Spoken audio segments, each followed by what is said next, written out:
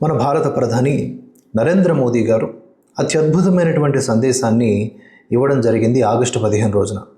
కానీ ఆ గంటన్నర ప్రసంగాన్ని పక్కదోవ పట్టించేలాగా జాతి ఎక్కడ జాగృతం అయిపోద్దో అనే భయంతోనో ఏమో కొంతమంది కువ్యాఖ్యలు చేస్తున్నారు. వీళ్ళెప్పుడు భారత ప్రధాని ఏం డ్రెస్ వేసుకున్నారు, భారత ప్రధాని కళ్ళద్దాలు ఎలా ఉన్నాయి, ఆయన ముఖం వెలుగుతోందా లేకపోతే ముడతలతో ఉందా, ఆయన కెమెరాకి ఎంత దగ్గరగా వచ్చి మాట్లాడారు, ఆయన ఏమన్నా టెలిప్రాంప్టర్ చూసి మాట్లాడుతున్నారా, ఇవ విమర్శలు. ఈ గంటన్నర ప్రసంగంలో వ్యాలిడ్ పాయింట్స్ ఉన్నాయి, అవి కదా మనం డిస్కస్ చేసుకోవాల్సినవి. భారత ప్రధాని, ఆ తర్వాత ఆయన భాజపాకు సంబంధించిన రాజకీయ నాయకుడు, అవన్నీ వదిలేసి గాలి మాటలు. ఆయన జేబులో 3 రంగుల జెండాని మడిచిపెట్టుకొని అవమానించారట. అందులో ఏమన్నా అశోక చక్రం ఉందా?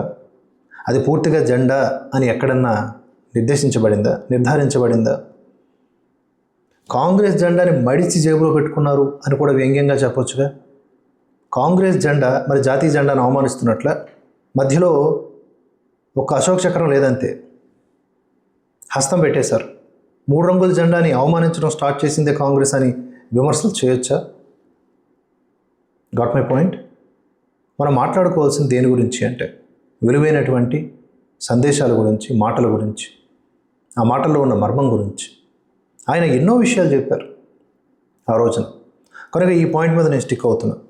ఆయన జేబులో మడిచి పెట్టినటువంటి ఆ 3 రంగుల జెండా కాంగ్రెస్ది కావచ్చు, లేదా అది కేవలం 3 రంగుల రుమాలు గుడ్డ కావచ్చు. 3 రంగులున్నంత మాత్రాన అది జాతీయ జెండా అయిపోవాల్సిన అవసరం లేదు. ఇది మనం గమనించాలి. అప్పట్లో ఆయన యోగా చేసినప్పుడు కూడా జాతీయ జెండాను అవమానించారు అనేలాగా మాట్లాడారు. దాంట్లో కూడా అది పూర్తి స్థాయి జాతీయ జెండా కాదు, 3 రంగులు గల ఒక కండువా మాత్రమే. ఎన్నెన్నో సందర్భాల్లో రోడ్ల మీద జాతీయ జెండాలు పడేస్తూ ఉంటారు. అదే అవమానించడం అంటే. జనగణమన వస్తే లేచి నిలబడరు, కనీసం పాడరు, అదే అవమానించడం అంటే. వందే మాత్రం వస్తే ఏదో పైల్స్ వచ్చిన వాళ్ళలాగా ఇట్ట అయిపోతూ ఉంటారు. 3 నిమిషాల హడావిడి జరిగింది మొన్న, ఎక్కడ జరిగిందో మీకు తెలుసు కదా. దాన్ని అవమానించడం అంటారు దేశాన్ని, ధర్మాన్ని. దాన్ని అవమానించడం అంటారు జెండాని. కనుక ఇప్పుడు నేను చెప్పాలనుకుంటున్నాను ఏంటంటే, మోదీ అవమానించలేదు జాతీయ జెండాని, ఆయన జాతిని ఉద్దేశించి అద్భుతమైన ప్రసంగం చేశారు. ఈ పాయింట్ కనుక మీకు అర్థమైతే లైక్ చేసి ఈ వీడియోని 10 మందికి షేర్ చేయండి. నెక్స్ట్ వీడియోలో నేను ఆయన ఏం మాట్లాడారనే విషయాలు తెలుగులోకి అనువదించి చెప్తాను. దానికంటే ముందు ఒక మాట.